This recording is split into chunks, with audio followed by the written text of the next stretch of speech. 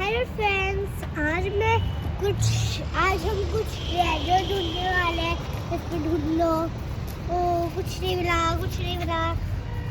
ये क्या है? चलो इसको उठा के देखते हैं।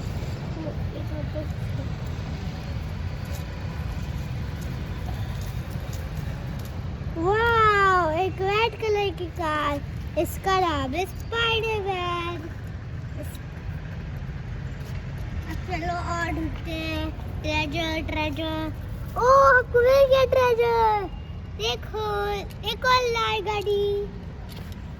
अब यहाँ पे ढूंढते हैं। ओ हमको नीली गाड़ी मिली। अच्छा, ये ले लेते हैं। ये कौन सी गाड़ी है? ये तो ब्लू है। ब्लू। चलो अब हम यहाँ पे ढूंढते हैं। ओ हमको मिल गई एक ब्लू कार। देखो, हमको एक ब्लू कार मिली। हम ढूंढते एक और रेड कार। ये देखो, हमको रेड कार मिली।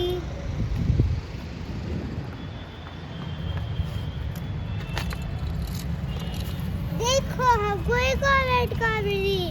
ओ ये तो बहुत नीचे डूब गई, पर निकालना तो पड़ेगा।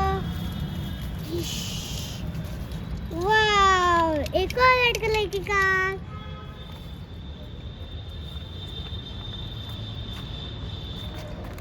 अब चलो हम इसको डालते कलेक्टिंग बॉक्स।